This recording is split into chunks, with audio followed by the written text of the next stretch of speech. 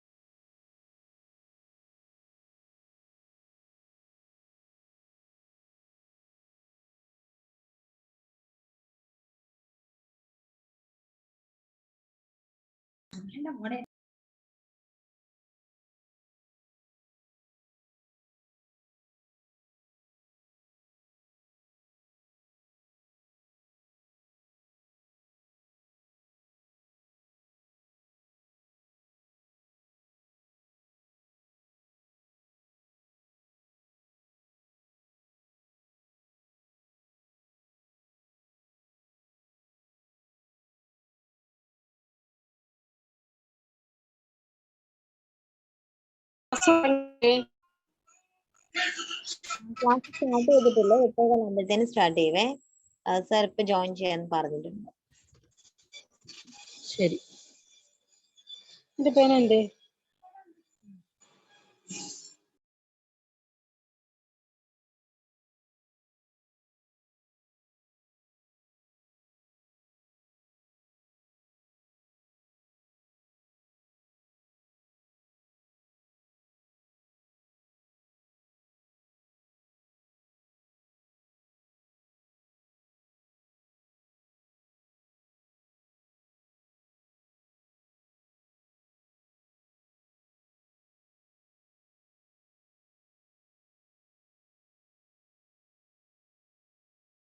അതല്ല, വാവ് മാറിക്കഴിഞ്ഞാലും പരീക്ഷയില്ല. അപ്പൊ അമ്മയ്ക്ക് ഇപ്പൊ വയ്യാന്നോലും അമ്മ വെറുതെ ഇങ്ങനെ ക്ലാസ്സിൽ കയറണില്ലേ? ഒന്നും പഠിക്കണ്ട, വെറുതെ കഴിക്കാലോ. മ്യൂട്ട് ചെയ്യണേ, മറന്നു പോകല്ലേ.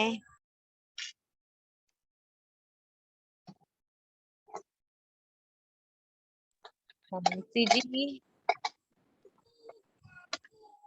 സിജി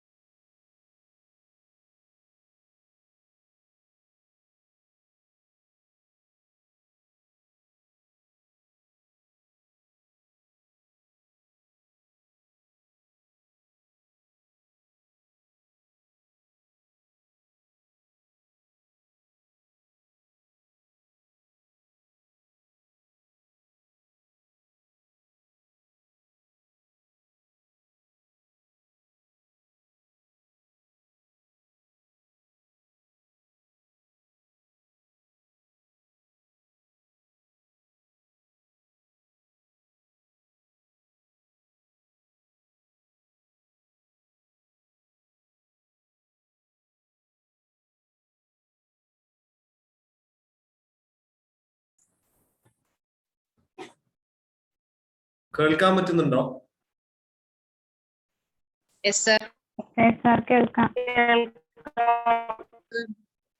എന്തോ അവിടെ ചില ആൾക്കാർ ഗിത്താറൊക്കെ വായിക്കുന്നത്,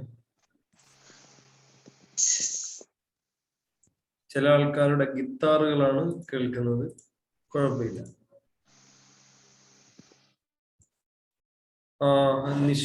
നിഷ്ന, ജയറാണി, ഷൈനി സതീഷ്. ഓരോ ദിവസം കഴിയുന്നതോറും HSA ഇപ്പൊ വിളിച്ചല്ലോ, HSA ഏതൊക്കെയോ സബ്ജക്റ്റുകൾ വിളിക്കുകയാണ്. അപ്പൊ എല്ലാം കൂടി ഒരുമിച്ച് നടത്താനായിരിക്കും ഉദ്ദേശിക്കുന്നത്. അപ്പൊ അതുകൊണ്ട് പഠനം നല്ല രീതിയിൽ ആത്മാർത്ഥമായിട്ട് നടക്കുന്നുണ്ടോ?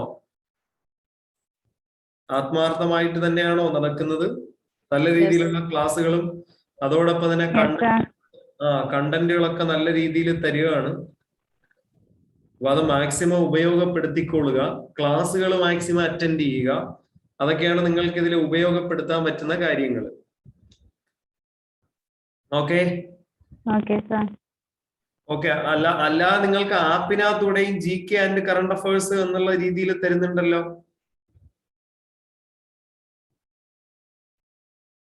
തരുന്നില്ലേ?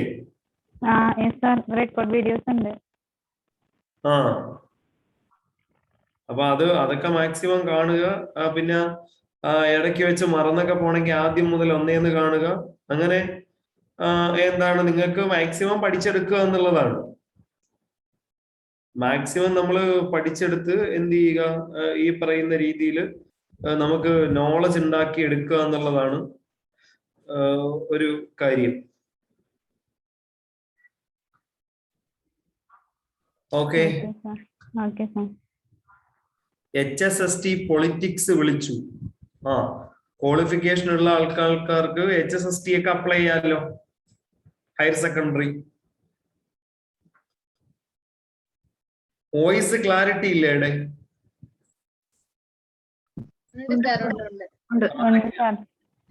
ആരൊക്കെയോ ക്ലാരിറ്റി ഇല്ല എന്നൊക്കെ പറയുന്നു. അല്ല, ഇവിടെ നല്ല ക്ലിയർ ഉണ്ട്. HSST ഇംഗ്ലീഷ് എപ്പോൾ ഉണ്ടാവോ? കാണും, പറയാൻ പറ്റില്ല. പൊളിറ്റിക്സിന് കൊമേഴ്സുകാർക്ക് അയക്കാവോ? പൊളിറ്റിക്കൽ സയൻസ് മെയിൻ ആയിട്ട് പഠിച്ച ആൾക്കാർക്കല്ലേ. കൊമേഴ്സുകാർക്ക് പറ്റുമോ? നോക്കണം. അത് നോട്ടിഫിക്കേഷൻ എടുത്ത് നോക്കണം. ഞാൻ നോക്കിയിട്ടില്ല, കണ്ടിട്ടില്ല കേട്ടോ.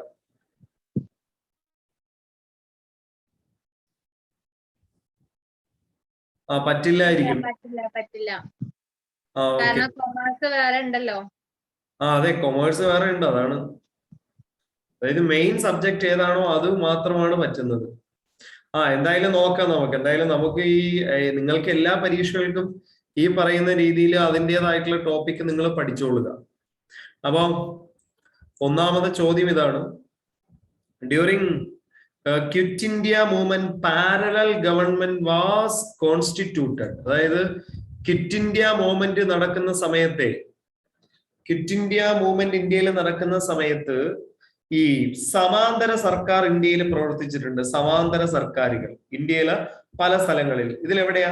വാരണാസി, അലഹബാദ്, ലക്നൗ, ബലിയ. എവിടെയാണ് ഇന്ത്യയിൽ പാരലൽ ഗവൺമെന്റ്?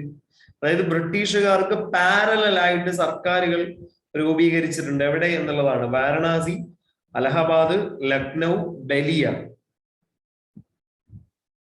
എവിടെയാണ് ക്വിറ്റ് ഇന്ത്യ മൂവ്മെന്റ് സമയത്ത് പാരലൽ ഗവൺമെന്റ് രൂപീകരിച്ചിട്ടുള്ളത്? വാരണാസിയിലാണോ, അലഹബാദിലാണോ, ലക്നൌവിലാണോ, ബലിയയിലാണോ എന്ന് വെച്ചാൽ റൈറ്റ് ആൻസർ ബലിയ ആണ് കേട്ടോ. ബലിയ. ഇന്ത്യയിൽ ക്വിറ്റ് ഇന്ത്യ മൂവ്മെന്റിന്റെ സമയത്ത് 4 ഇടത്താണ് ഈ പറയുന്ന രീതിയിൽ എന്തുണ്ടായിട്ടുള്ളത്? പാരലൽ സർക്കാരുകൾ രൂപീകരിച്ചിട്ടുള്ളത്. എവിടെയൊക്കെയാണ്? 4 major parallel government were established in Ballia. Ballia എവിടെയാണ്? ബലിയ ഉത്തർപ്രദേശിലാണ്. ഉത്തർപ്രദേശ്. പിന്നെ ബംഗാളിൽ താംലൂക്ക് എന്ന് പറയുന്ന ഒരു സ്ഥലത്ത് പാരലൽ ഗവൺമെന്റ് സ്ഥാപിച്ചിട്ടുണ്ട്. എവിടെയാണ്? ബംഗാളിൽ താംലൂക്ക് എന്ന് പറയുന്ന സ്ഥലത്ത് ബംഗാളിൽ ഒരു പാരലൽ ഗവൺമെന്റ് ഉണ്ടായിട്ടുണ്ട്. മഹാരാഷ്ട്രയിലെ സത്താറയിൽ ഉണ്ടായിട്ടുണ്ട്. ഒറീസയിലെ താൽച്ചറിൽ ഉണ്ടായിട്ടുണ്ട്. ഈ 4 സ്ഥലങ്ങളിൽ ബ്രിട്ടീഷുകാർക്ക് എഗെയിൻസ്റ്റ് ആയിട്ടുള്ള പാരലൽ ഗവൺമെന്റുകൾ 4 സ്ഥലത്ത് രൂപീകരിച്ചിട്ടുണ്ട്. അതോടൊപ്പം തന്നെ ക്വിറ്റ് ഇന്ത്യ എന്നുള്ള വാക്ക് തന്നെ കൊണ്ടുവരുന്ന ആരാണ്? Quit India. ക്വിറ്റ് ഇന്ത്യ എന്ന വാക്കിന്റെ ഉപജ്ഞാതാവിനെ ചോദിച്ചാൽ യൂസഫ് മെഹ്റാലിയാണ്. ആരാണ്? ക്വിറ്റ് ഇന്ത്യ എന്ന വാക്കിന്റെ ഉപജ്ഞാതാവ് ആരാണ്? യൂസഫ് മെഹ്റാലി. ഇദ്ദേഹം കോയിൻ ചെയ്ത മറ്റൊരു വേർഡ് ഏതാണ്? ഇദ്ദേഹം കോയിൻ ചെയ്ത മറ്റൊരു വേർഡ് ഏതാണെന്ന് പറയോ? അദ്ദേഹം കോയിൻ ചെയ്ത മറ്റൊരു വേർഡ് നമ്മുടെ ഇതാണ്, സൈമൺ ഗോബാക്ക്. സൈമൺ ഗോബാക്ക് എന്നുള്ള വേർഡ് കോയിൻ ചെയ്തതും ഇദ്ദേഹമാണ്. ക്വിറ്റ് ഇന്ത്യ എന്നുള്ള വേർഡ് കോയിൻ ചെയ്തതും യൂസഫ് മെഹ്റാലിയാണ്. ഗാന്ധിജിയാണ് ശരിക്കും എന്ത് ക്വിറ്റ് ഇന്ത്യ മൂവ്മെന്റ് നടക്കുന്ന സമയത്ത് ഗോവാലിയ ടാങ്ക് മൈതാനിയിൽ വെച്ച് ക്വിറ്റ് ഇന്ത്യയെ പറ്റിയൊക്കെ PSC ചോദിക്കുന്നതാണ്. അതായത് ഗോവാലിയ ടാങ്ക് മൈതാനിയിൽ വെച്ച് മഹാത്മാഗാന്ധിയുടെ പ്രസംഗം. ആ പ്രസംഗത്തിലാണ് ഗാന്ധിജി പറയുന്നത്, ഞാൻ നിങ്ങൾക്ക് ചെവിയിൽ ഒരു മന്ത്രം ഓതിത്തരാം, നിങ്ങൾ എന്താണ് ഡു ഓർ ഡൈ, നിങ്ങൾ മരിക്കുക അല്ലെങ്കിൽ പ്രവർത്തിക്കുക, അല്ലെ, പ്രവർത്തിക്കുക അല്ലെങ്കിൽ മരിക്കുക എന്നുള്ളൊരു എന്താണ് ഒരു മഹാത്മാഗാന്ധിയുടെ സ്പീച്ചിനകത്താണ് ഈ ഒരു പദം തന്നെ വരുന്നത്. ഇനി മഹാത്മാഗാന്ധിയും നെഹ്റുവും ബാക്കിയുള്ള സർദാർ വല്ലഭായ് പട്ടേലും അടക്കം ജയിലിലാകുന്ന സമയത്ത് ഇതിന് നേതൃത്വത്തിലേക്ക് വരുന്ന ജയപ്രകാശ് നാരായണനെ പോലുള്ള കോൺഗ്രസ് സോഷ്യലിസ്റ്റ് പാർട്ടി പ്രവർത്തകരാണ്. അതോടൊപ്പം തന്നെ അരുണ അസഫ് അലി വന്നു. അരുണ അസഫ് അലി ക്വിറ്റ് ഇന്ത്യ സമരനായിക എന്നാണ് അറിയപ്പെടുന്നത്. സാർ ഒന്നുകൂടെ ആ second word, Simon go back. Sneha, Simon go back. Simon കമ്മീഷനെതിരെയുള്ള പ്രൊട്ടസ്റ്റന്റ് ഉണ്ടല്ലോ, സൈമൺ കമ്മീഷൻ ഇന്ത്യയിലേക്ക് വന്ന സമയത്ത് അതിനെതിരെ നടത്തിയിട്ടുള്ള പ്രൊട്ടസ്റ്റന്റ്, ആ സമയത്താണ് സൈമൺ ഗോ ബാക്ക്, സൈമണെ നീ തിരിച്ചു പോ എന്നുള്ള രീതിയിൽ, അതും ഇതാണ്. പിന്നെ ഈ പറയുന്ന എന്താണ് ക്വിറ്റ് ഇന്ത്യ, ഇന്ത്യ വിടുക എന്നുള്ളത്. അപ്പൊ Aruna Asaf Ali popularly known as the grand old lady, അതായത് ഇന്ത്യയുടെ വന്ധ്യവയോധിക എന്നറിയപ്പെടുന്നത് അരുണ അസഫ് അലിയാണ്. Aruna Asaf Ali, quit India. അപ്പൊ ക്വിറ്റ് ഇന്ത്യ റെസൊല്യൂഷൻ 1942 ഓഗസ്റ്റ് 9. അപ്പൊ ഏതിന്റെ പരാജയത്തെ തുടർന്നാണ് ക്വിറ്റ് ഇന്ത്യ മൂവ്മെന്റ് പൊട്ടിപ്പുറപ്പെട്ടത്? ഏതിന്റെ പരാജയത്തെ തുടർന്നാണ് ക്വിറ്റ് ഇന്ത്യ മൂവ്മെന്റ് പൊട്ടിപ്പുറപ്പെട്ടത്? പറയൂ. Cripps mission sir. Cripps mission. Sir Stafford ക്രിപ്സിന്റെ നേതൃത്വത്തിൽ ഇന്ത്യയിലേക്ക് ഒരു സംഘം വന്നു. ആ സംഘവുമായി കോൺഗ്രസ് നടത്തിയ ചർച്ചകൾ, അന്ന് കോൺഗ്രസിന്റെ പ്രസിഡന്റ് ആരാണ്? 1942 കോൺഗ്രസ് പ്രസിഡന്റ്, ഇന്ത്യൻ ദേശീയ പ്രസ്ഥാനത്തിന്റെ പ്രസിഡന്റ് ആരാ? ഇന്ത്യൻ ദേശീയ പ്രസ്ഥാനത്തിന്റെ പ്രസിഡന്റ് ആരാണ്? മൗലാന അബ്ദുൽ കലാം ആസാദാണ് കേട്ടോ. നിങ്ങൾ അങ്ങനെ വേണം പഠിക്കാൻ. കാരണം ഈ മൗലാന അബ്ദുൽ കലാം ആസാദ് തുടർച്ചയായിട്ട് ഇന്ത്യൻ നാഷണൽ കോൺഗ്രസിന്റെ പ്രസിഡന്റ് ആയിട്ടുള്ള വ്യക്തിയാണ് കേട്ടോ. തുടർച്ചയായിട്ട് ഇന്ത്യൻ നാഷണൽ കോൺഗ്രസിന്റെ പ്രസിഡന്റ് ആയ വ്യക്തിയാണ് അബ്ദുൽ കലാം ആസാദ്. 40 മുതൽ 46 വരെ, എന്താണ് 40 മുതൽ 46 വരെ INC പ്രസിഡന്റ്. ഇന്ത്യൻ നാഷണൽ കോൺഗ്രസിന്റെ ഏറ്റവും പ്രായം കുറഞ്ഞ പ്രസിഡന്റ് മൗലാന അബുൽ കലാം ആസാദാണ്. അദ്ദേഹം 1923 മറ്റും ആദ്യഘട്ടം പ്രസിഡന്റ് ആയി ഒരു തവണ. എന്നിട്ടാണ് പിന്നീട് 40 മുതൽ 46 വരെ തുടർച്ചയായിട്ട് ഇന്ത്യയുടെ പ്രധാനമന്ത്രി ആവാനൊക്കെ ഒരു ശ്രമം നടത്തി നോക്കിയായിരുന്നു മൗലാന അബുൽ കലാം ആസാദ്, പക്ഷെ നടന്നില്ല. അടുത്ത ചോദ്യം, what Satyagraha was held at Nagpur in 1923? 1923 നാഗപൂരിൽ എന്ത് സത്യാഗ്രഹമാണ് നടന്നത്? 1923 നാഗപൂരിൽ എന്ത് സത്യാഗ്രഹം? സാൾട്ട് സത്യാഗ്രഹം, ഇൻഡിവിജ്വൽ സത്യാഗ്രഹം, റയോട്ട് സത്യാഗ്രഹം, ഫ്ലാഗ് സത്യാഗ്രഹം, ഏതാണ്? 1923 നാഗ്പൂർ നഗരത്തിൽ എന്ത് സത്യാഗ്രഹമാണ് നടന്നത്? പറയൂ. ഇൻഡിവിജ്വൽ സത്യാഗ്രഹം. എന്താണ്? ഇൻഡിവിജ്വൽ സത്യാഗ്രഹം. ഇൻഡിവിജ്വൽ സത്യാഗ്രഹം തെറ്റാണ്. റൈറ്റ് ആൻസർ ഫ്ലാഗ് സത്യാഗ്രഹമാണ്, പതാക സമരം. അപ്പൊ പതാക സത്യാഗ്രഹം നടക്കുന്നത് 1923 നാഗപൂർ സമ്മേളനത്തിലാണ്. 1923 നാഗ്പൂർ സമ്മേളനത്തിലാണ് എന്ത് ഫ്ലാഗ് സത്യാഗ്രഹം നടക്കുന്നത്, അഥവാ ജണ്ട സത്യാഗ്രഹം എന്നാണ് അറിയപ്പെടുന്നത്. 1923 മഹാത്മാഗാന്ധി ഉൾപ്പെടെയുള്ളവരുടെ നേതൃത്വത്തിലാണ് ഫ്ലാഗ് സത്യാഗ്രഹം നടക്കുന്നത്. Jabalpur and Nagpur in 1923, but also in many other parts of India. ഈ ഒരു നിരാഹാര സത്യാഗ്രഹമാണ്. ഈ ഫ്ലാഗ് ആണ് പിന്നീട് എന്ത് ചെയ്തത് 1929 ലാഹോർ രവി നദിയുടെ തീരത്ത് ലാഹോറിൽ ജവഹർലാൽ നെഹ്റു ഉയർത്തിയത്. ഈ ഫ്ലാഗ് നമുക്കറിയാം, ഇന്ത്യയുടെ ആദ്യത്തെ ഫ്ലാഗ് എന്ന് പറയുന്നത് ആദ്യം കൽക്കട്ട ഫ്ലാഗ് എന്നറിയപ്പെടുന്ന ഒരു ഫ്ലാഗ് ആണ്, കൽക്കട്ട ഫ്ലാഗ്. ആ കൽക്കട്ട ഫ്ലാഗ് അത് കൊൽക്കട്ട, ഈ സ്വദേശി പ്രസ്ഥാനവുമായി ബന്ധപ്പെട്ട് കൊൽക്കട്ടയിലാണ് ഉയർത്തിയത്. 1906 മറ്റുമാണ്, 906 907. അത് കഴിഞ്ഞിട്ട് പിന്നെ അടുത്ത അതിൽ താമരയെ കൊണ്ടായിരുന്നു, 8 താമര. ഇന്ത്യയിലെ 8 പ്രവിശ്യകൾ ഈ പറയുന്ന എന്താണ് നമ്മുടെ കുങ്കുമം, വെള്ള, അതോടൊപ്പം തന്നെ എന്താണ് പച്ച, അതല്ലായിരുന്നു. അതിൽ മഞ്ഞ കളറ്, ചുമന്ന കളറ് എല്ലാം കൂടെ ചേർന്നതാണ് ഈ പറയുന്ന ആദ്യത്തെ ഫ്ലാഗ്. നിങ്ങൾ അടിച്ചു നോക്കിയാൽ മതി, കൽക്കട്ട ഫ്ലാഗ് എന്നുള്ളത് നിങ്ങൾ ഗൂഗിളിൽ ഒന്ന് സെർച്ച് ചെയ്ത് നോക്കിയാൽ മതി, അത് നിങ്ങൾക്ക് കാണാൻ പറ്റും കേട്ടോ. കൽക്കട്ട ഫ്ലാഗ് എന്ന് പറഞ്ഞാൽ അതാണ് ഇന്ത്യയിലെ ആദ്യത്തെ ഫ്ലാഗ്. അത് കഴിഞ്ഞിട്ട് പിന്നെ ഗാന്ധിയാണ് അടുത്ത സ്വരാജ് ഫ്ലാഗ് ഡിസൈൻ ചെയ്യുന്നത്. 1923 ഗാന്ധി സ്വരാജ് ഫ്ലാഗ് ഡിസൈൻ ചെയ്യുന്നു ഈ നിസ്സഹകരണ പ്രസ്ഥാന സമയത്ത്. അത് ചുവപ്പ്, പച്ച, വെള്ള അതായിരുന്നു. നടുക്ക് ഒരു എന്താണ് ചർക്കേര പടം, അതാണ് ഗാന്ധിയുടെ സ്വരാജ് ഫ്ലാഗ്. അത് കഴിഞ്ഞിട്ട് പിന്നെ എന്ത് ചെയ്തു, പിങ്കാളി വെങ്കയ്യയുടെ അടുത്ത ഫ്ലാഗ് അദ്ദേഹം എന്താണ് പിന്നെ അതിനെ നമ്മൾ ഭരണഘടനാ അസംബ്ലിയാണ് പിന്നെ ഫ്ലാഗ് ഡിസൈൻ ചെയ്തത്. ആ ഫ്ലാഗിനെ നമ്മൾ അംഗീകരിച്ചു, പിങ്കാളി വെങ്കയ്യ ഡിസൈൻ ചെയ്തത്. അപ്പൊ അതാണ് ഇന്ത്യയുടെ ഫ്ലാഗിന്റെ ചരിത്രം. അല്ലാതെ നിങ്ങൾ ഈ വിചാരിക്കും പോലെ നമ്മുടെ ഫ്ലാഗിനകത്ത് പച്ച മുസ്ലിങ്ങളുടെ, പിന്നെ എന്താണ് കാവി ഹിന്ദു, ജൈന, ബുദ്ധൻ അങ്ങനെയൊക്കെയുള്ള ആൾക്കാരുടെ, ക്രിസ്ത്യന്റെയും സിഖുകാരുടെയും വെള്ള. ഓരോരുത്തരും ഒന്ന് മണ്ടത്തരം വിളിച്ചു പറയുന്നത്. ചില ആൾക്കാരൊക്കെ ഈ മതത്തിന്റെ അടിസ്ഥാനത്തിലാണ് നമ്മുടെ ഫ്ലാഗ്. അങ്ങനെയല്ല, നമ്മുടെ ഫ്ലാഗിന് ഒരു മതവുമില്ല. അത് നമ്മുടെ രാജ്യത്തിന്റെ എന്താണ് ഈ പറയുന്ന രീതിയിലുള്ള രാജ്യത്തിന്റെ പ്രകൃതി അങ്ങനെയൊക്കെയുള്ള കാര്യത്തിലാണ് കോൺസ്റ്റിറ്റ്യൂന്റ് അസംബ്ലിയിൽ നടന്നിട്ടുള്ള ചർച്ച. ഇനി Sadiq Khan, who had been a history win while he elected as London's first ethnic minority mayor in the 2016 election, represent which political party? And recently 2021 തന്നെ അദ്ദേഹം പിന്നെ റീഇലക്റ്റഡ് ആയിട്ടുണ്ട്. എന്താണ് സാദിഖ് ഖാൻ ലണ്ടനിലെ മേയർ, പിന്നെ തുടർച്ചയായിട്ട് അദ്ദേഹം മേയറായി. ഏത് പാർട്ടിയിൽ നിന്നാണ് അദ്ദേഹം? Labour party, liberal party, conservative party, Republican party.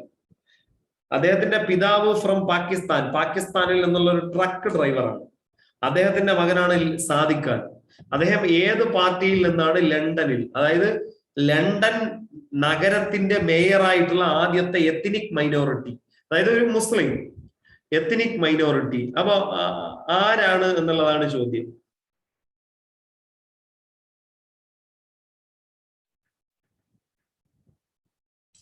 Labour പാർട്ടിയാണോ? Yes, right answer. Merin Mathew labour പാർട്ടിയിലാണ് അംഗത്വം. അപ്പൊ കൺസർവേറ്റീവ് പാർട്ടിയാണ് ഇപ്പൊ എവിടെ ഭരിക്കുന്ന? ലണ്ടൻ ഭരിക്കുന്ന. കൺസർവേറ്റീവ് പാർട്ടിക്കാരാണ് ബ്രിട്ടൻ ഭരിക്കുന്നത്. ആരാ? ഇപ്പോഴത്തെ ബ്രിട്ടീഷ് പ്രധാനമന്ത്രി ബോറിസ് ജോൺസൺ, അദ്ദേഹമാണ് ഇപ്പോഴത്തെ പ്രൈം മിനിസ്റ്റർ. അവിടുത്തെ ഇതിനു മുമ്പുള്ള തെരേസ മെയ് ഏത് പാർട്ടിക്കാരിയാ? അവരും കൺസർവേറ്റീവ് പാർട്ടിക്കാരിയാണ്. വിൻസ്റ്റൺ ചർച്ചിൽ ഏത് പാർട്ടിക്കാരനാ? വിൻസ്റ്റൺ ചർച്ചിൽ, അദ്ദേഹവും കൺസർവേറ്റീവ് പാർട്ടിക്കാരനാണ്. ഇനി ബ്രിട്ടനിലെ ആദ്യത്തെ വനിതാ പ്രൈം മിനിസ്റ്റർ മാർഗരറ്റ് താച്ചർ ഏത് പാർട്ടിക്കാരിയാ? അതും കൺസർവേറ്റീവ് പാർട്ടി. ഇന്ത്യക്ക് സ്വാതന്ത്ര്യം നൽകിയ ക്ലെമന്റ് ആറ്റ്ലി ഏത് പാർട്ടിക്കാരിയാ? ഏത് പാർട്ടിക്കാരനാ? Labour party. ലേബർ പാർട്ടി, അദ്ദേഹമാണ് ലേബർ പാർട്ടി. ലേബർ പാർട്ടി എന്ന് പറഞ്ഞാൽ ലെഫ്റ്റ് പാർട്ടികളാണ്. അപ്പൊ നമ്മൾ ലോകത്തെ പാർട്ടികളെ റൈറ്റ് വിങ്, ലെഫ്റ്റ് വിങ് എന്നാണ് പറയുന്നത്. തൊഴിലാളി പാർട്ടികളെയൊക്കെ നമ്മൾ ലെഫ്റ്റ് വിങ് എന്നാണ് പറയുന്നത്. റൈറ്റ് വിങ് എന്ന് പറഞ്ഞു കഴിഞ്ഞാൽ എന്താണ്? യാഥാസ്ഥിതികർ, അല്ലെ? കുറച്ച് പാരമ്പര്യ പാട്രിയാർക്കൽ സംവിധാനങ്ങളൊക്കെ ഉള്ള പാർട്ടികളാണ് ഈ പറയുന്ന റൈറ്റ് വിങ്. ഇപ്പൊ അമേരിക്കയില് ലെഫ്റ്റ് പാർട്ടി എന്ന് പറയുന്നത് നമ്മൾ ഏതിനെയാണ്? ഡെമോക്രാറ്റ്സ്. റൈറ്റ് പാർട്ടി എന്ന് പറഞ്ഞു കഴിഞ്ഞാൽ റിപ്പബ്ലിക് ആണ്. അങ്ങനെയാണ്. അതുകൊണ്ടാണ് ഒബാമ ലെഫ്റ്റും പിന്നെ ബുഷ് റൈറ്റും ആയി പോയത്. ജോ ബൈഡൻ ലെഫ്റ്റും ട്രംപ് റൈറ്റും ആയത്. അതാണ്, അങ്ങനെയാണ് നമ്മൾ മനസ്സിലാക്കാൻ. ഓക്കെ, അടുത്ത ചോദ്യം. The minister from a Malabar in the Rajagopalachari cabinet of 1937. 1937 മലബാറിൽ രാജാജിയുടെ നേതൃത്വത്തിൽ, രാജഗോപാൽ ആചാര്യയുടെ നേതൃത്വത്തിൽ എന്ത് ഒരു മന്ത്രിസഭ വന്നു. അപ്പോ ആ മന്ത്രിസഭയിൽ മന്ത്രിയായിരുന്ന മലബാറിൽ നിന്നുള്ള മലയാളി ആര്? മലബാർ പ്രദേശത്തിൽ നിന്ന് മദ്രാസ് മന്ത്രിസഭയിൽ മന്ത്രിയായത് 37 പി രാമുണ്ണി മേനോൻ, കേളപ്പൻ, കൊങ്ങാട്ടിൽ രാമൻ മേനോൻ, യു ഗോപാല മേനോൻ. ആരാണ്? ഹൂ?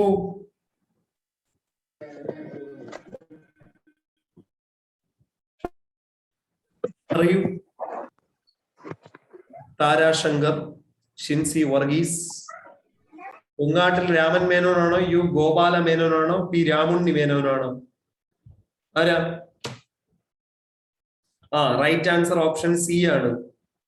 കൊങ്ങാട്ടിൽ രാമൻ മേനോനാണ്. ആരാണ്? കൊങ്ങാട്ടിൽ രാമൻ മേനോൻ. ഇവരാണ് 1937 മന്ത്രിസഭ.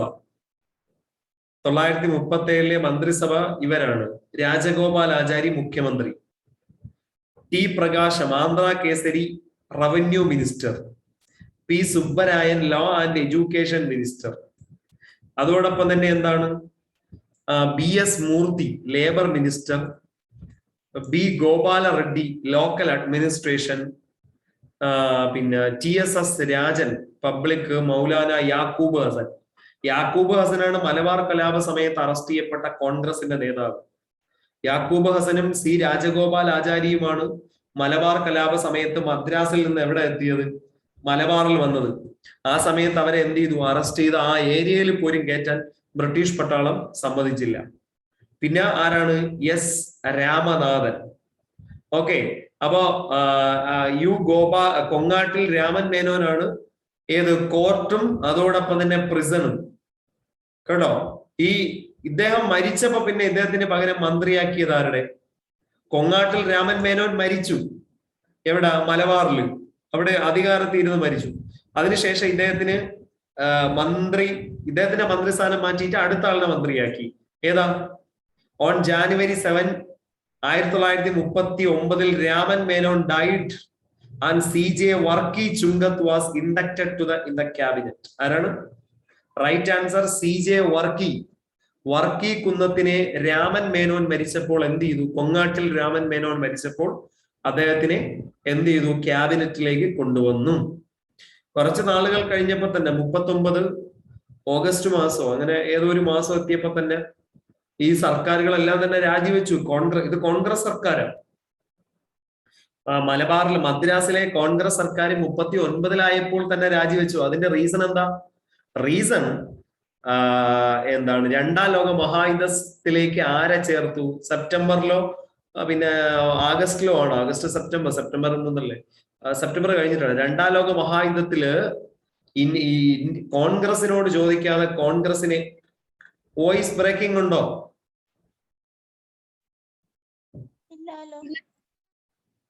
വോയിസ് ബ്രേക്കിംഗ് ഉണ്ടോ? ഇല്ല സർ.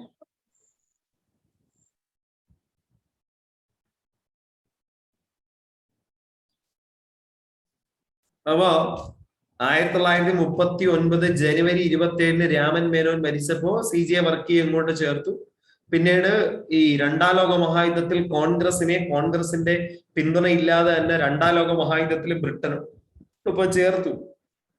അതിനെ തുടർന്ന് എന്ത് ചെയ്തു? രാജിവെച്ചു. മുസ്ലിം ലീഗ് ബ്രിട്ടനിൽ യുദ്ധത്തിൽ ബ്രിട്ടനോടൊപ്പം ചേർന്ന് നിന്നതാണ് മുസ്ലിം ലീഗ്.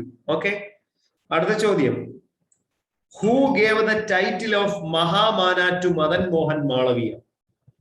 മദൻ മോഹൻ മാളവിയയ്ക്ക് മഹാമാന എന്നുള്ള ടൈറ്റിൽ കൊടുത്തതാണ് ആരാ? പറയൂ.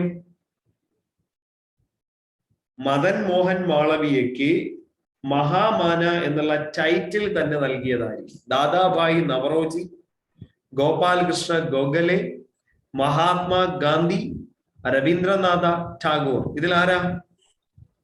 ഇവിടെ ഞാൻ ചോദ്യം ചോദിക്കുമ്പോൾ പെട്ടെന്നെങ്കിലും ആൻസർ പറഞ്ഞോ. നിങ്ങൾക്ക് തെറ്റുന്നത് പ്രശ്നമില്ല. ഇത്രയും ദിവസമായില്ലേ നമ്മൾ ഭയങ്കര എന്താണ്, എത്രയോ ക്ലാസ്സുകളായി, 10-11 ക്ലാസ്സുകളായി, എന്നിട്ട് നിങ്ങൾ ആരും ഒന്നും മിണ്ടുന്നുമില്ല.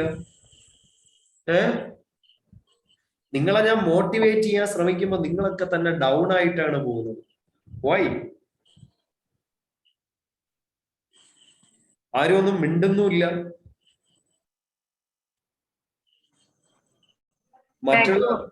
മറ്റുള്ള അധ്യാപകരോട് നിങ്ങൾ ഇങ്ങനെയാണോ?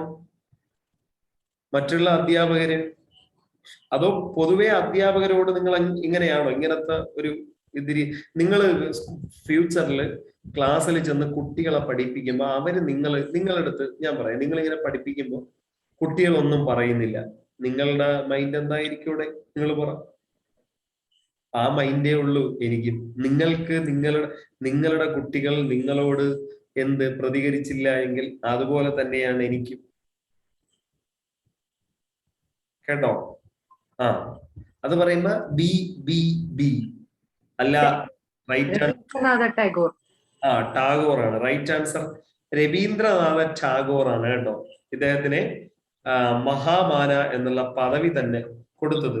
രവീന്ദ്രനാഥ ടാഗോർ ആണ്. ഈ മദൻ മോഹൻ മാളവിയെ കുറിച്ച് നമ്മൾ അറിഞ്ഞിരിക്കേണ്ടത് 916 ബനാറസ് ഹിന്ദു യൂണിവേഴ്സിറ്റി സ്ഥാപിക്കാൻ മുൻകൈ എടുത്തത് ഇദ്ദേഹമാണ്. എന്താണ്? ബനാറസ് ഹിന്ദു യൂണിവേഴ്സിറ്റി. കേട്ടോ? ബനാറസ് ഹിന്ദു യൂണിവേഴ്സിറ്റി 916 രൂപീകരിക്കാൻ ഇദ്ദേഹമാണ്.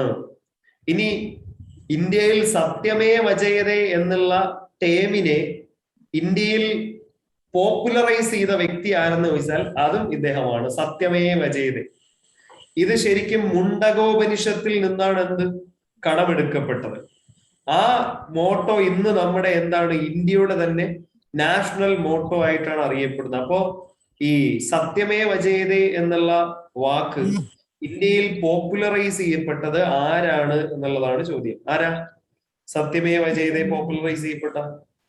അത് അതുകൊണ്ട് മഹാമാന എന്നുള്ള ടൈറ്റിൽ കൊടുത്തത് ടാഗോർ ആണ്, രവീന്ദ്രനാഥ ടാഗോർ. അതോടൊപ്പം തന്നെ ഇദ്ദേഹത്തിന് കർമ്മയോഗി എന്നുള്ള സ്റ്റാറ്റസ് നൽകിയ ഇന്ത്യൻ പ്രസിഡന്റ് ആരാ? കർമ്മയോഗി. Indian president doctor S Radhakrishnan, second president of India അല്ലെ? ഇന്ത്യയുടെ 2ാമത്തെ പ്രസിഡന്റ് ആയിട്ടുള്ള ഡോക്ടർ എസ് രാധാകൃഷ്ണനാണ് അദ്ദേഹത്തിന് എന്ത് കൊടുത്തത്? കർമ്മയോഗി എന്നുള്ള സ്റ്റാറ്റസ് കൊടുത്ത. ഇനിയുണ്ട് ഇദ്ദേഹം ചെറിയ മനുഷ്യനൊന്നുമല്ല, വലിയ മനുഷ്യനാണ്. ഹിന്ദു മഹാസഭയുടെയും കോൺഗ്രസിന്റെയും പ്രസിഡന്റ് ആയ വ്യക്തിയാണ് അദ്ദേഹം. എന്താണ്? ഹിന്ദു മഹാസഭയുടെയും കോൺഗ്രസിന്റെയും പ്രസിഡന്റ് ആയിട്ടുള്ള വ്യക്തിയാണ് അദ്ദേഹം. പിന്നെ ദേവനാഗിരി ബ്രിട്ടീഷ് ഇന്ത്യൻ കോടതികളിൽ എന്ത് ഇംപ്ലിമെന്റ് ചെയ്യാനായിട്ട് ഇദ്ദേഹത്തിന്റെ അച്ചീവ്മെന്റ് ആയിട്ടാണ്. എന്താണ്? ദേവനാഗിരി ബ്രിട്ടീഷ് ഇന്ത്യൻ കോടതിയിൽ അവതരിപ്പിക്കുന്നതിന് എന്ത് ചെയ്തത്?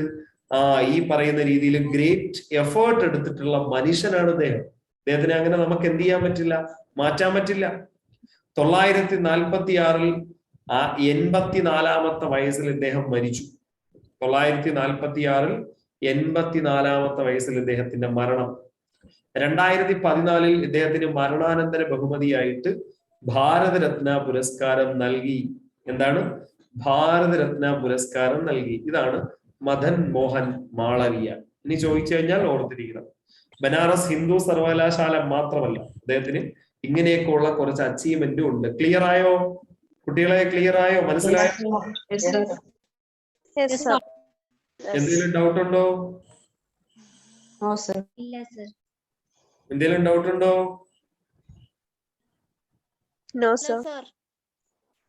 ഇല്ലല്ലോ, ഒരു ഡൗട്ടും ഇല്ല. ഓക്കെ, അടുത്തത്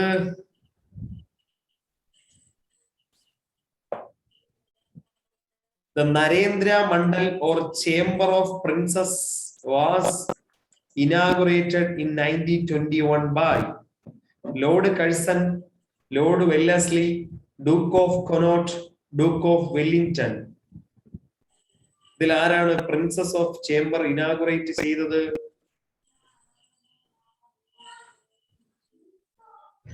ആണോ സർ? Duke of cannot.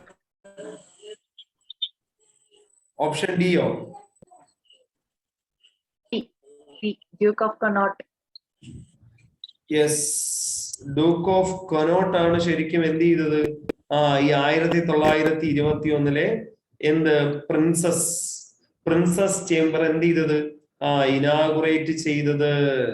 കേട്ടോ, അദ്ദേഹം കാനഡയിലേക്ക് ഭരണാധികാരിയായിട്ട് പ്രവർത്തിച്ച ആളാണ്. അതായത് ഗവർണർ ജനറൽ, കാനഡയുടെ ഗവർണർ ജനറൽ ആയിട്ട് പ്രവർത്തിച്ച ആളാണ് ആര്? ഇദ്ദേഹം. പിന്നീട് അദ്ദേഹം എന്താണ് മിലിറ്ററി, ബ്രിട്ടീഷ് ആർമിയുടെ മിലിറ്ററി നേതാവൊക്കെ ആയിരുന്നു അദ്ദേഹം. പിന്നീട് നമുക്കറിയാം ഈ നരേന്ദ്ര മണ്ഡൽ അല്ലെങ്കിൽ പ്രിൻസസ് ചേംബർ 1921 ഫെബ്രുവരി 8-ാം തീയതിയാണ് ഇതിന്റെ ഫസ്റ്റ് മീറ്റിംഗ്. ഇത് തുടക്കം 1921 ഫെബ്രുവരി 8-നാണ് അദ്ദേഹം ഉദ്ഘാടനം ചെയ്ത. ഇതാരാണ് നടപ്പിലാക്കിയത്? Chamber of princess established in 1920. ഇത് 1920-ലാണ് രൂപീകരിക്കുന്നത്. ജോർജ് അഞ്ചാമന്റെ പ്രൊക്ലമേഷൻ ആണ്. അന്നത്തെ എന്താണ് കിങ് അഞ്ചാമനായിട്ടുള്ള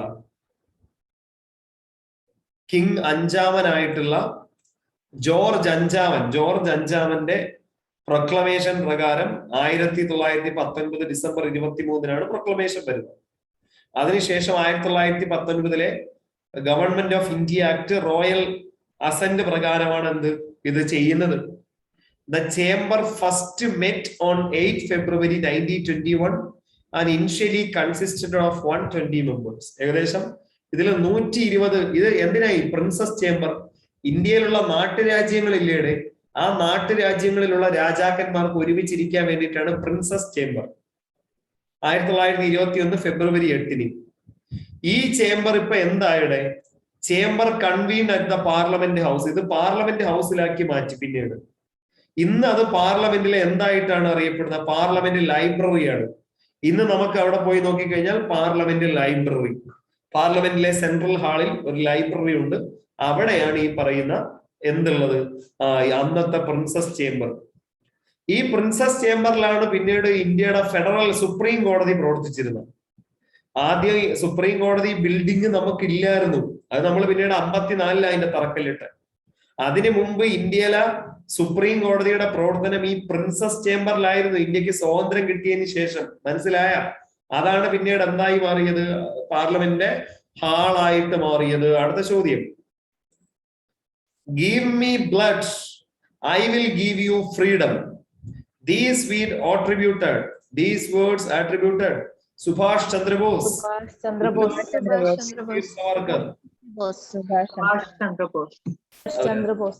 സുഭാഷ് ചന്ദ്രബോസിന്റെ പ്രസിദ്ധമായിട്ടുള്ള ഒരു കോട്ടാണ് എന്ത്? ഗീവ് മീ, നിങ്ങൾ എനിക്ക് രക്തം തരൂ, ഞാൻ നിങ്ങൾക്ക് സ്വാതന്ത്ര്യം തരാം എന്നാണ് അദ്ദേഹത്തിന്റെ പട്ടാളത്തോട് അദ്ദേഹം പറഞ്ഞതാണ്. അതായത് ഇന്ത്യൻ സ്വാതന്ത്ര്യ സമര ചരിത്രത്തിൽ എന്താണ് ആദ്യത്തെ സായുധ സേനയുടെ തലവനായിരുന്നു സുഭാഷ് ചന്ദ്രബോസ്. അദ്ദേഹത്തിന്റെ മനസ്സിൽ എപ്പോഴും ഇന്ത്യ എന്ന് പറയുന്ന ഒരു വികാരം മാത്രമേ ഉണ്ടായിരുന്നുള്ളൂ. India India India. അതുകൊണ്ടാണ് അദ്ദേഹം ഇവിടെ നിന്ന് ഏറ്റവും അവസാനം ബ്രിട്ടനെ തുരത്തുക. സിവിൽ സർവീസിൽ 4-ാമത്തെ റാങ്കാണ്. 4-ാമത്തെ റാങ്ക്. അന്ന് അദ്ദേഹത്തിന്റെ പിതാവ് അദ്ദേഹത്തിനെ ഇവിടെ നിന്ന് എന്ത് ചെയ്യുന്നുണ്ട്? ലണ്ടനിലേക്ക് അയക്കുകയാണ്. അതായത് നമുക്ക് നാട്ടില് നല്ല ഒരു പൊസിഷൻ കിട്ടുന്ന ഒരു ജോലി വേണം. അങ്ങനെ അദ്ദേഹം പോവാണ്. പക്ഷെ അദ്ദേഹം സിവിൽ സർവീസ് ഞാൻ ത്യജിക്കുന്നു എന്ന് പറഞ്ഞ് ഇന്ത്യയിലെ വൈസ്രോയ്ക്ക് കത്തെഴുതിയിട്ടാണ് അദ്ദേഹം തിരിച്ചു വരുന്നത്. തിരിച്ചു വന്നിട്ട് ഗാന്ധിജിയെ കാണുകയാണ്. 1920s ഗാന്ധിജിയെ കാണുന്നു മുംബൈയില്. ഗാന്ധിജി അദ്ദേഹത്തിന്റെ ആൾക്കാരുമായിട്ട് ഇരുന്ന് തറയിലിരുന്ന് സംസാരിക്കുന്ന സമയത്ത് അവിടെ ചെല്ലുന്നു. ഈ സമയത്ത് എഴുതുന്നു. എന്നിട്ട് അദ്ദേഹം എന്ത് ചെയ്യുന്നു? ഗാന്ധിജിയോട് കുറെ ചോദ്യങ്ങൾ ചോദിക്കുന്നു. നമുക്ക് ഇങ്ങനെ പോയാൽ ഇന്ത്യക്ക് സ്വാതന്ത്ര്യം കിട്ടില്ലല്ലോ, അതുകൊണ്ട് ഇത് മെല്ലെ പോക്കാണ് എന്നുള്ള രീതിയിലൊക്കെ പറഞ്ഞു. പക്ഷെ അദ്ദേഹത്തിനെ കൺവിൻസ് ചെയ്യാൻ, ഈ സുഭാഷ് ചന്ദ്രബോസിനെ കൺവിൻസ് ചെയ്യാൻ ആരെ പറ്റിയില്ല? ഗാന്ധിജിക്ക് പറ്റിയില്ല. ഗാന്ധിജി ഈ പറയുന്ന ജോലിയൊക്കെ ഉപേക്ഷിച്ച് വന്നുകൊണ്ട് ഷേഖാന്റെ കൊടുത്തു. എന്നിട്ട് ഈ പറയുന്ന സുഭാഷ് ചന്ദ്രബോസ് അദ്ദേഹത്തിന് നേരെ പോകുന്നത് CR ദാസ്, ചിത്തരഞ്ജൻ ദാസ്. CR ദാസിന്റെ അടുക്കൽ പോയിട്ടാണ് അദ്ദേഹം രാഷ്ട്രീയത്തിൽ ഇറങ്ങുന്നത്. 1921 ഇന്ത്യൻ നാഷണൽ കോൺഗ്രസിൽ അദ്ദേഹം ജോയിൻ ചെയ്തു. 21 ജോയിൻ ചെയ്യാനുള്ള പ്രധാനപ്പെട്ട കാരണം 1919 വാഗൺ ഇത് ജാലിയൻ വാലാബാഗ് കൂട്ടക്കൊല. ആ ജാലിയൻ വാലാബാഗ് കൂട്ടക്കൊല നടക്കുമ്പോൾ സുഭാഷ് ചന്ദ്രബോസ് എവിടെയാ? ലണ്ടനിലാണ്. പിന്നീട് സുഭാഷ് ചന്ദ്രബോസ് കോൺഗ്രസിലൂടെ വളർന്ന് 38 എന്ത് ചെയ്തു? സുഭാഷ് ചന്ദ്രബോസ് ഇന്ത്യൻ നാഷണൽ കോൺഗ്രസിന്റെ പ്രസിഡന്റായി. 39 കോൺഗ്രസിന്റെ ആദ്യത്തെ തെരഞ്ഞെടുക്കുന്ന പ്രസിഡന്റായി മധ്യപ്രദേശിൽ ത്രിപുരി സമ്മേളനത്തിൽ. ത്രിപുരി ആദ്യം ഹരിപുര സമ്മേളനത്തിലാണ് അത് രാഷ്ട്രപതി എന്ന് അറിയപ്പെടുന്നത്. ആസാദ് ഹിന്ദ് ഫൗജ്. പിന്നീട് അദ്ദേഹം കോൺഗ്രസിൽ നിന്ന് വിട്ടു 39. എന്നിട്ട് ഫോർവേഡ് ബ്ലോക്ക് രൂപീകരിച്ചു. പിന്നീട് ഇന്ത്യൻ നാഷണൽ ആർമി. നിങ്ങൾക്ക് GK ആൻഡ് കറണ്ട് അഫയേഴ്സ് ആപ്പില് എത്ര വരെ കിട്ടിയടേ? GK ആൻഡ് കറണ്ട് അഫയേഴ്സ് ആപ്പിനകത്ത്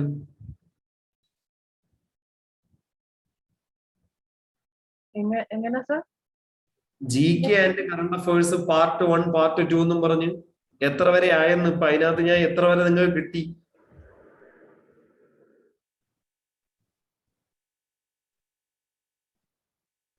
ഇപ്പൊ 15, 16 എത്രാമതാണ്? 14 സാർ. കേട്ടില്ല. അവസാനം കയറിയിരിക്കുന്ന 14. അതെ അതെ, ലൈവ് ഇത് ലൈവ് സെക്ഷൻ 13. ഇതല്ല, ആപ്പിനകത്ത് GK കറണ്ട് അഫയേഴ്സ് 9 വരെയാ മിസ് അയച്ചിട്ടുള്ളത്. അല്ല, ആപ്പിനകത്ത് 9 GK ആൻഡ് കറണ്ട് അഫയേഴ്സ് 9 വരെ കയറിയിട്ടുണ്ടോ?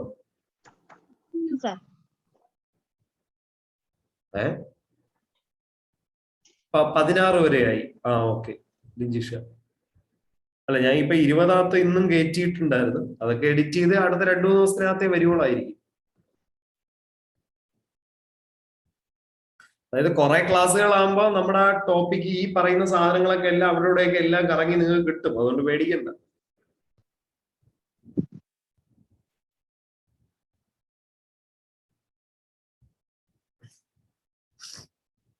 ഓക്കെ. പിന്നെ ക്ലാസ് തന്നെയാണ് ആപ്പിലുള്ളത്. സാർ ഈ പറഞ്ഞു തരുന്ന ക്ലാസ് തന്നെയാണ് ആപ്പിലുള്ളത്? അല്ലല്ല, അത് വേറെ GK and current affairs. Okay. GK and current affairs വേറെ. ഇത് നമ്മൾ ലൈവ് ആയിട്ട് പഠിക്കുന്നു. ഇവിടെ ആകുമ്പോ ലൈവ് ആകുമ്പോ നിങ്ങൾക്ക് എന്തെങ്കിലും ഡൗട്ട് ഉണ്ടെങ്കിൽ ചോദിക്കാം. മറ്റേതിൽ ഡൗട്ട് ഉണ്ടെങ്കിൽ ചോദിക്കാൻ പറ്റൂലല്ലോ. ഞാൻ സ്പീക്കറാണ്, ഞാൻ റേഡിയോ ആണ്. ഞാൻ പറയുന്നത് നിങ്ങൾ കേട്ടേ പറ്റൂ. നിങ്ങൾക്ക് തിരിച്ച് നോ മറുപടി. അതാണ് റെക്കോർഡിങ്ങിന്റെ ഒരു പ്രശ്നം. അതാണ്. ലൈവ് ആകുമ്പോ നമുക്ക് നിങ്ങൾക്ക് എന്ത് വേണമെങ്കിലും ചോദിക്കാം. നിങ്ങൾക്ക് എന്തെങ്കിലും ഡൗട്ട് ഉണ്ടെങ്കിൽ പറയാം. എന്തെങ്കിലും തെറ്റ് വരികയാണെങ്കിൽ തിരുത്താൻ പറ്റും. പക്ഷെ അവിടെ റെക്കോർഡിങ്ങിൽ അങ്ങനെ തെറ്റ് പറ്റിപ്പോയി കഴിഞ്ഞാൽ തെറ്റ് തന്നെ. അതിന് പറഞ്ഞിട്ട് കാര്യമൊന്നുമില്ല. ഓക്കെ. അപ്പോ പിന്നെ freedom is not given, it is taken. അതും സുഭാഷ് ചന്ദ്രബോസിന്റെ വാക്കാണ്. എന്താണ്? Freedom is not given, it is taken. Subhash ചന്ദ്രബോസിന്റെ ജന്മദിനം നമ്മൾ ഏത് ദിവസമായിട്ടിവിടെ ആചരിക്കുന്നത്? ഞാൻ പഠിപ്പിച്ചതാണ്. പറ. സുഭാഷ് ചന്ദ്രബോസിന്റെ ജന്മദിനം ഏത് ദിവസമായിട്ടാണ് ആചരിക്കുന്നത്? പരാക്രം ദിവസ്. പരാക്രം ദിവസ് ആയിട്ടാണ് ആചരിക്കുന്നത്. സുഭാഷ് ചന്ദ്രബോസിന്റെ ജന്മദിനം, നേതാജി ജയന്തി എന്നാണ്? ജനുവരി 23. അപ്പൊ 2021 നമ്മൾ അദ്ദേഹത്തിന്റെ എത്രാമത്തെ ജന്മദിനമാണ് ആചരിച്ചത്? 2021. പറയൂ. 124. 125 അതൊക്കെ ചിലപ്പോ ചോദിക്കും. 125 ആയതുകൊണ്ട് ചോദിക്കും. മനസ്സിലായ? 125 എത്രാമത്തെ ജന്മദിനമാണ് എന്നൊക്കെ ചോദിക്കുക. എത്രയാണ്? അപ്പൊ 125ാമത്തെ ജന്മദിനമാണ്. അങ്ങനെ വേണം പഠിക്കാൻ. പിന്നെ ബോസിന്റെ ഐഡിയോളജി എന്താണ്? സോഷ്യലിസം, ആൻഡ് ലെഫ്റ്റിസ്റ്റ് അതോറിറ്റേറിയനിസം ആണ്. ഇടതുപക്ഷ എന്താണ് സ്വേച്ഛാധിപത്യം സോഷ്യലിസമാണ്. അതാണ് സുഭാഷ് ചന്ദ്രബോസ് ഒക്കെ മുന്നോട്ട് വെച്ചത്. സുഭാഷ് ചന്ദ്രബോസ് ഒരിക്കലും ഒരു വർഗീയവാദി ആയിരുന്നില്ല. നെഹ്റുവും സുഭാഷ് ചന്ദ്രബോസുമാണ് കോൺഗ്രസിലെ ചങ്ങാതിമാരായിരുന്നു. Socialism and leftist authoritarianism. പിന്നെ who said that India's soul lies in villages? ആരാണ് പറഞ്ഞത് ഇന്ത്യയുടെ ആത്മാവ് ഗ്രാമങ്ങളിലാണ് ജീവിക്കുന്നത്? ജയപ്രകാശ് നാരായൺ, ജവഹർലാൽ നെഹ്റു, മഹാത്മാഗാന്ധി. ഗാന്ധിജിയാണ് പറഞ്ഞിരുന്നത്. അതായത് India souls lives in villages. അല്ലെ, ഇന്ത്യയുടെ ആത്മാവ് ജീവിക്കുന്നത് ഗ്രാമങ്ങളിലാണ്. പിന്നെ ഗാന്ധിജിയാണ് ശരിക്കും എന്ത് വില്ലേജ് റിപ്പബ്ലിക് എന്നുള്ള ആശയത്തിന്റെ ഉപജ്ഞാതാവ്. Village republic. ഗാന്ധിജി ഈ ഗ്രാമപ്രദേശത്തുള്ള ആൾക്കാരെയാണ് കൂടുതൽ പ്രൊമോട്ട് ചെയ്തിരുന്നത്. നഗരത്തിൽ ജീവിക്കുന്ന ആൾക്കാർ മോശക്കാരാണെന്ന അഭിപ്രായം ഉണ്ടായിരുന്ന ആളാണ് ഗാന്ധിജി. പിന്നെ അതോടൊപ്പം തന്നെ ഇന്ത്യൻ റെയിൽവേയെ എതിർത്തിരുന്നത് ഗാന്ധിജി. ഇന്ത്യൻ റെയിൽവേ എതിർത്തിരുന്നു. എന്തിനെന്ന് പറഞ്ഞാൽ ഇന്ത്യൻ റെയിൽവേ ഗ്രാമങ്ങളിലേക്ക് എത്തുമ്പോൾ ഗ്രാമങ്ങൾ നഗരങ്ങളായി മാറും. ഗ്രാമങ്ങളുടെ ആ ശുദ്ധി തന്നെ പോകും. അല്ലെങ്കിൽ ഗ്രാമങ്ങളൊക്കെ നഗരങ്ങളായി മാറും. അങ്ങനെ ഇന്ത്യയുടെ ആത്മാവ് നശിക്കും എന്ന് പറഞ്ഞു ഗാന്ധിജി. റെയിൽവേ വൽക്കരണത്തെ എതിർത്തിരുന്നു. ആ റെയിൽവേയിൽ കയറി തന്നെയാണ് ഗാന്ധിജി ഇന്ത്യയിലെ എല്ലാ സ്ഥലങ്ങളിലേക്കും യാത്ര ചെയ്തത്. ഓക്കെ, ഗാന്ധിജിയുടെ എന്താണ് ഈ പറയുന്ന രീതിയിലുള്ള ഇതായിരുന്നു പഞ്ചായത്തുകളുടെ രൂപീകരണം.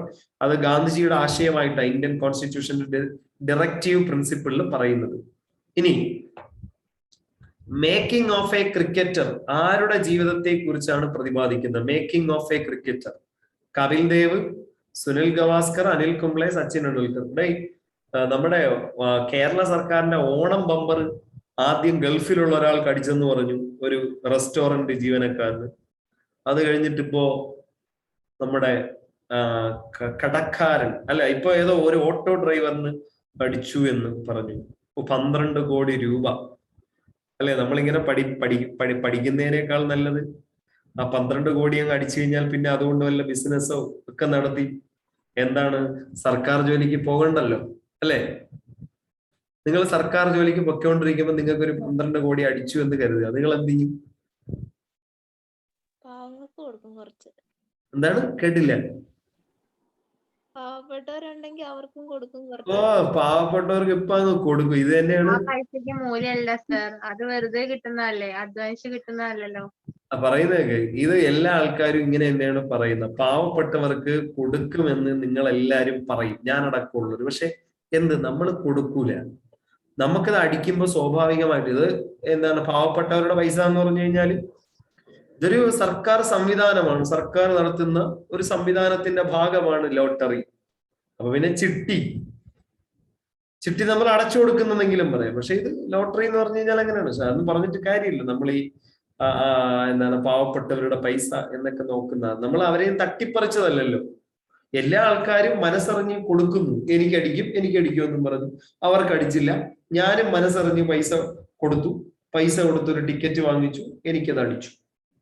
ദുബൈയിലൊക്കെ ഇല്ലേ. അപ്പൊ എന്താണ് ആദ്യം ഇവര് എവിടെ നിന്നാ പറഞ്ഞു, ഇപ്പൊ അത് മാറ്റി.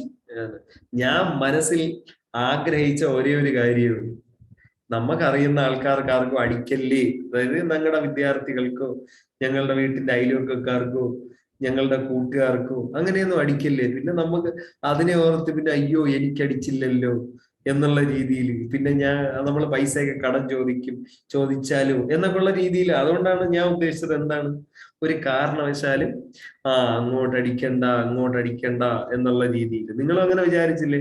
ഇതിപ്പോ ഏതോ ഒരാൾക്കായത് നമുക്ക് ഒരു പ്രശ്നവും ഇല്ല. നിങ്ങൾ എല്ലാവരും നല്ലതുപോലെ ഉറങ്ങും. ഇനി നിങ്ങളുടെ വീട്ടിന്റെ അപ്പുറത്തുള്ള ഒരാൾക്കാണ് ഇത് അടിച്ചെങ്കില നിങ്ങൾ എത്ര ദിവസമായിരിക്കും ഇതിന്റെ അമ്പരപ്പം കൊണ്ട് നടക്കുന്നത്? അത് നമ്മുടെ ഒരു കോമൺ പ്രശ്നമാണ്. അപ്പൊ മേക്കിംഗ് ഓഫ് എ ക്രിക്കറ്റർ ആരുടെ ജീവിതത്തെ കുറിച്ചാണ് പ്രതിപാദിക്കുന്നത്?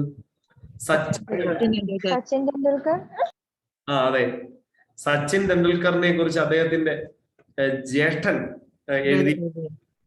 അദ്ദേഹം എഴുതിയിട്ട് അദ്ദേഹത്തിന്റെ ഈ പറയുന്ന ബുക്കാണ് മേക്കിംഗ് ഓഫ് എ ക്രിക്കറ്റർ എന്ന് പറയുന്നത്. സച്ചിന്റെ ആത്മകഥയുടെ പേരെന്താ? സച്ചിന്റെ ആത്മകഥ പ്ലേയിങ് ഇറ്റ് മൈ വേ. ഇതാണ് പ്ലേയിങ് ഇറ്റ് മൈ വേ ആണ് സച്ചിൻ തെണ്ടുൽക്കറുടെ ആത്മകഥ.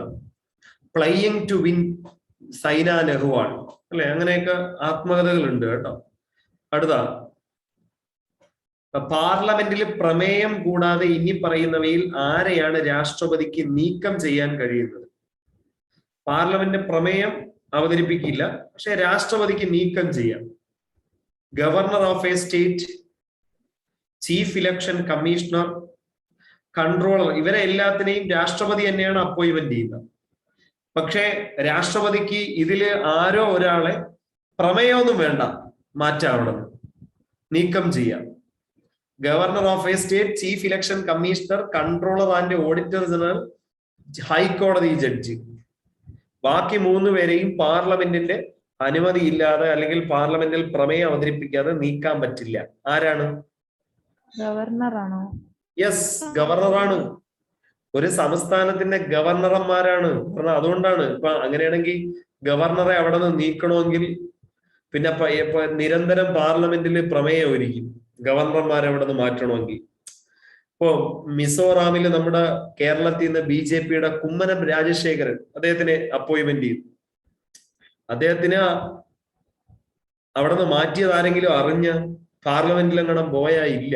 ഇത് രാഷ്ട്രപതിക്ക് തോന്നുകയാണ് അവിടെ നിന്ന് മാറ്റി. ഇപ്പൊ അദ്ദേഹം വീട്ടിലിരുന്ന് പെൻഷൻ മേടിക്കുന്നുണ്ട്. ഇപ്പൊ ശ്രീധരൻ പിള്ള BJPയുടെ നമ്മുടെ കേരളത്തിലെ സംസ്ഥാന പ്രസിഡന്റ്, അദ്ദേഹം ഇപ്പൊ മിസോറാമിൽ ഇരിപ്പുണ്ട്. അങ്ങനെ ഓരോ സംസ്ഥാനങ്ങളിലേക്കും ഗവർണർമാരെ അപ്പോയിന്റ്മെന്റ് ചെയ്യുന്ന പ്രസിഡന്റാണ്. ഇവിടെ നിന്നെടുത്ത് അപ്പുറത്തിടുന്നത് പ്രസിഡന്റാണ്. പക്ഷെ പ്രസിഡന്റ് ആര് പറയുന്നതാണ്? കേന്ദ്ര മന്ത്രിസഭ പറയും, പ്രധാനമന്ത്രി പറയും, അതനുസരിച്ച് അങ്ങോട്ട് പ്രവർത്തിക്കുക. അതാണ് രാഷ്ട്രപതി ചെയ്യുന്നത്. അതായത് ഒരു സംസ്ഥാനത്തിന്റെ കോൺസ്റ്റിറ്റ്യൂഷണൽ ഹെഡ് മാത്രമാണ്. ഒരു സംസ്ഥാനത്തിന്റെ കോൺസ്റ്റിറ്റ്യൂഷണൽ ഹെഡാണ്. അദ്ദേഹത്തിനെ ആരും തിരഞ്ഞെടുക്കുന്നില്ല.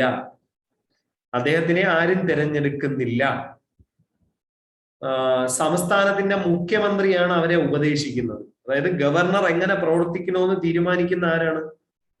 ഗവർണർ. ഒരു സംസ്ഥാനത്തിന്റെ ഗവർണർ എങ്ങനെ പ്രവർത്തിക്കണം എന്ന് തീരുമാനിക്കാനുള്ള അധികാരം അതാത് സംസ്ഥാന മന്ത്രിസഭയ്ക്കാണ്. സംസ്ഥാന മന്ത്രിസഭ പോയി, സംസ്ഥാന മുഖ്യമന്ത്രി പോയി ഗവർണറെ കണ്ട് എന്ത് ചെയ്യും? ശുപാർശ കൊടുക്കും. എത്രയും പെട്ടെന്ന് നിയമസഭ വിളിക്കണം. മുഖ്യമന്ത്രിക്ക് നിയമസഭ വിളിക്കാനുള്ള അവകാശം ഇല്ല. ആർക്കാണ് അവകാശം? കോൺസ്റ്റിറ്റ്യൂഷണൽ ഹെഡിനാണ്. അവിടെ ഒരു ബൊമ്മയെ വെച്ചിട്ടുണ്ട്.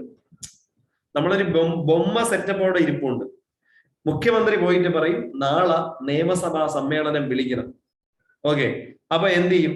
എല്ലാ MLA-മാരെയും വിളിക്കാനുള്ള സംവിധാനം നടത്തും. ഇനി ബഡ്ജറ്റ് അവതരിപ്പിക്കുകയാണെങ്കിൽ നയപ്രഖ്യാപനമുണ്ട്. നയപ്രഖ്യാപനം അത് ഗവർണറാണ് അവതരിപ്പിക്കുന്നത്.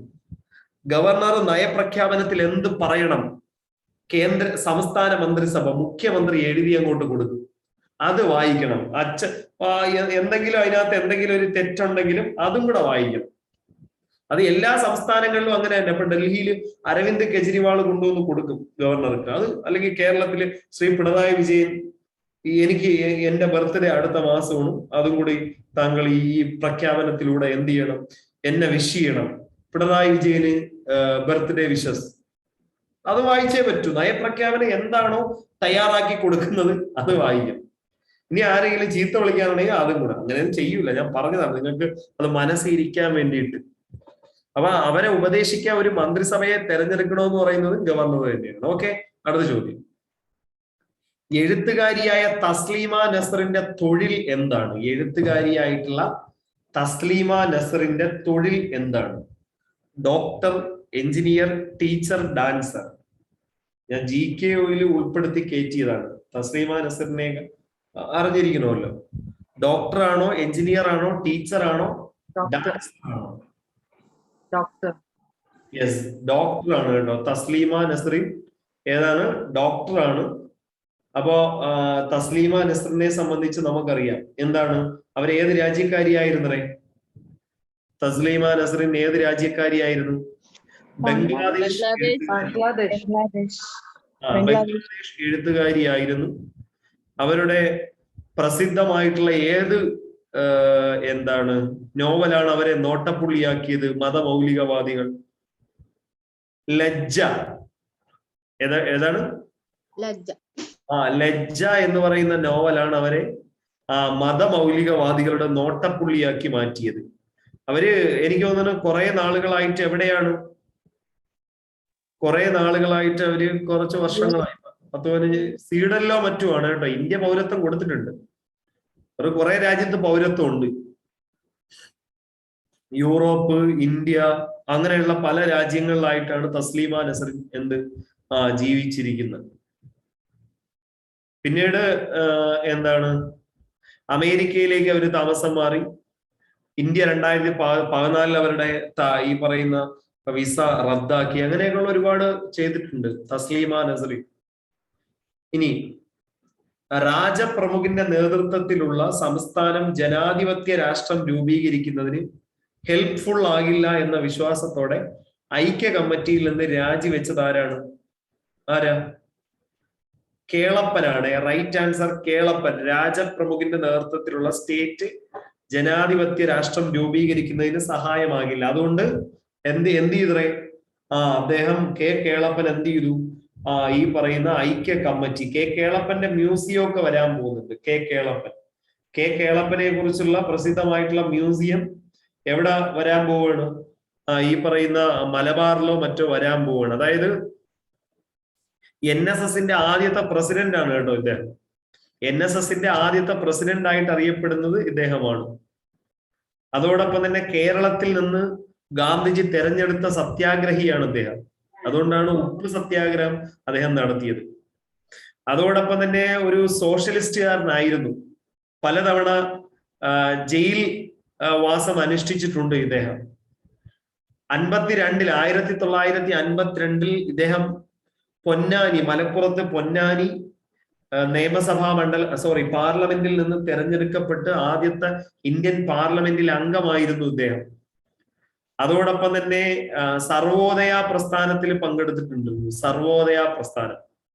പിന്നെ തളിക്ഷേത്ര മുന്നേറ്റത്തിന്റെ മുന്നിൽ നിന്ന വ്യക്തി കൂടിയാണ് ഇദ്ദേഹം. തളിക്ഷേത്ര സമരത്തിന്റെ മുന്നിൽ തളിക്ഷേത്ര മുന്നേറ്റം മലപ്പുറം ജില്ല രൂപീകരിക്കുന്ന സമയത്ത് ഇതാ ഒരു കൊച്ചു പാകിസ്ഥാൻ രൂപീകരിക്കുന്നു എന്നുള്ള വിവാദ പ്രസ്താവന. അവസാന ഘട്ടമായപ്പോൾ അദ്ദേഹം വലിയ രീതിയിലുള്ള റൈറ്റ് വിങ്ങിലേക്കൊക്കെ മാറി. അങ്ങനെയൊക്കെ വലിയ പ്രശ്നങ്ങളായതാണ്. ഓക്കെ, അടുത്തത് ഭരണഘടനാ ഭേദഗതി ബില്ലുകളുടെ കാര്യത്തിൽ പ്രസിഡന്റ് ഒപ്പുവെക്കാൻ ബാധ്യസ്ഥനാണ്. Option A. അനുമതി തടയാൻ അധികാരമുണ്ട്. അതായത് ഭരണഘടനാ ഭേദഗതി ബില്ല് രാഷ്ട്രപതിയുടെ അടുത്ത് വരുമ്പോൾ രാഷ്ട്രപതിക്ക് എന്ത് ചെയ്യാം? രാഷ്ട്രപതിയുടെ വിവേചന അധികാരത്തെ പറ്റിയാണ് പറയുന്നത്. ഒപ്പുവെക്കാൻ ബാധ്യസ്ഥനാണ്, അനുമതി തടയാൻ അധികാരമുണ്ട്, അദ്ദേഹത്തിന് വീറ്റോ ചെയ്യാം, 6 മാസത്തേക്ക് താമസിപ്പിക്കാം, വീണ്ടും പരിഗണിക്കുന്നതിനായി പാർലമെന്റിലേക്ക് തിരിച്ചയക്കാം, റീകൺസിഡർ ചെയ്യാനായിട്ട് ഒന്നും കൂടി അയക്കാം. ഇതിൽ ഏതാണ് രാഷ്ട്രപതിയുടെ കാര്യത്തിൽ, ഭരണഘടനാ ഭേദഗതി ബില്ലുകളുടെ കാര്യത്തിൽ എന്താണ്? പറയൂ. കോൺസ്റ്റിറ്റ്യൂഷണൽ അമെൻഡ്മെന്റ് 6 മാസത്തേക്ക് താമസിപ്പിക്കാം. 6 മാസത്തേക്ക് താമസിപ്പിക്കാം. റീകൺസിഡർ ചെയ്യാനായിട്ട് തിരിച്ചയക്കാം. ഇതിൽ ഏതാണ്? 6 മാസം വരെ ബാക്കിയുള്ള ആൾക്കാരും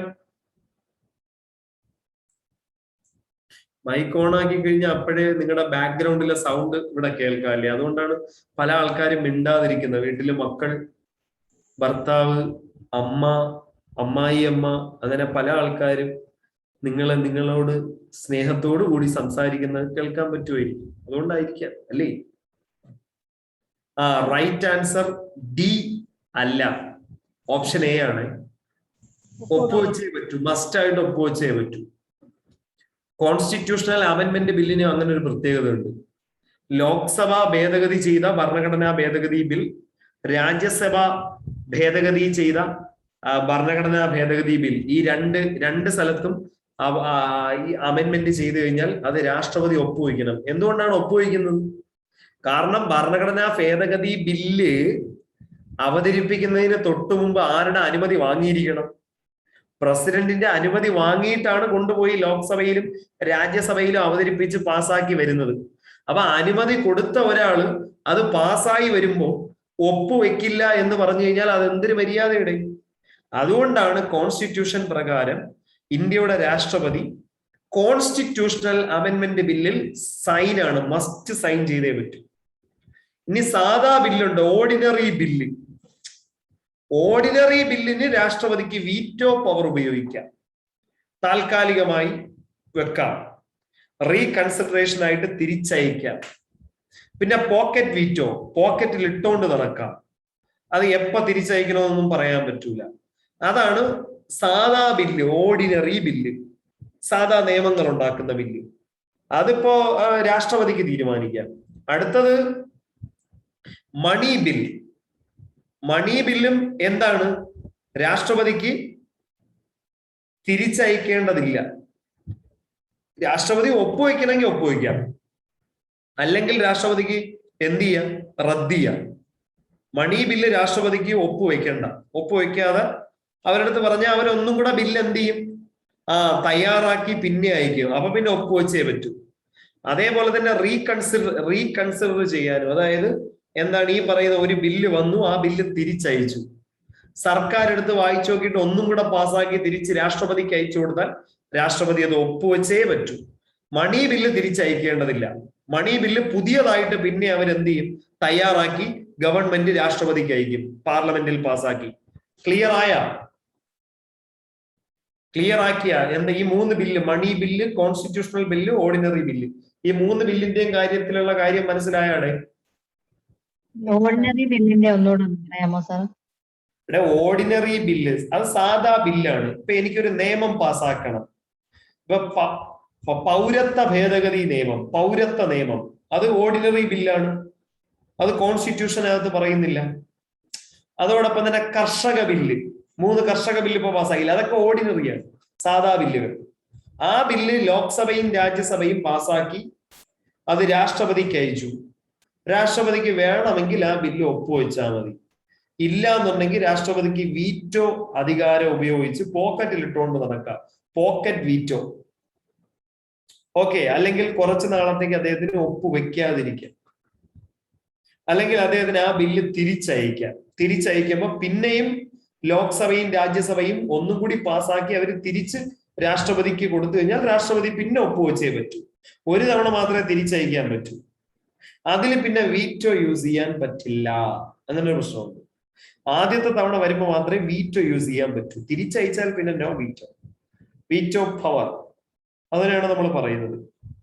കോൺസ്റ്റിറ്റ്യൂഷണൽ ബിൽ എന്ന് പറഞ്ഞാൽ ആദ്യമേ രാഷ്ട്രപതിയുടെ അനുമതി തേടിക്കൊണ്ടാണ് ലോക്സഭയും രാജ്യസഭയിലും പാസ്സാക്കി വരുന്നത്. അതിൽ പിന്നെ ഒപ്പുവെക്കാൻ ബാധ്യസ്ഥനാണ്. അതാണ് option A. Money bill is not എന്താണ്, തിരിച്ചയക്കണമെന്നില്ല. രാഷ്ട്രപതിക്ക് ഒപ്പുവെക്കാൻ പറ്റിയില്ല എങ്കിൽ രാഷ്ട്രപതി അതിനെ എന്ത് ചെയ്താൽ മതി, ചുരുട്ടിക്കൂട്ടി കളഞ്ഞാൽ മതി. പുതിയ ബില്ല് അവർ അയച്ചോളണം. ഇതാണ് വ്യത്യാസം. ക്ലിയർ? Clear sir. ഓക്കെ, ഇങ്ങനെയാണ് കോൺസ്റ്റിറ്റ്യൂഷന്റെ കാര്യങ്ങൾ മനസ്സിലാക്കേണ്ടത് കേട്ടോ. അടുത്ത global gender gap index report പുറത്തിറക്കുന്ന രാജ്യാന്തര ഏജൻസി, അതായത് ലിംഗ എന്താണ് വിവേചനം അല്ലെങ്കിൽ gender gap, global gender gap report പുറത്തിറക്കുന്ന രാജ്യാന്തര ഏജൻസി ലോകബാങ്ക് ആണോ, IMF ആണോ, എക്കണോമിക് ഫോറം ആണോ, യുണൈറ്റഡ് നേഷൻസ് വുമൺ ആണോ? ഇതിലാരാ? Global gender gap index report പുറത്തിറക്കുന്ന രാജ്യാന്തര ഏജൻസി ആരാ?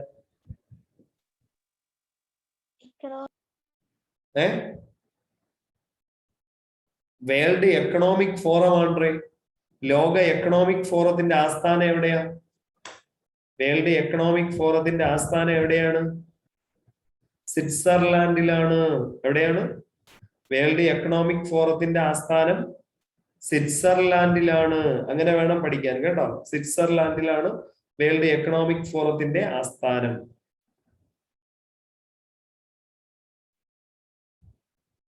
ദാവോസ്, അതെ. ലോക സാമ്പത്തിക ഉച്ചകോടിയിൽ പങ്കെടുത്ത ഒരേ ഒരു കേരളത്തിന്റെ മുഖ്യമന്ത്രി ആരാ?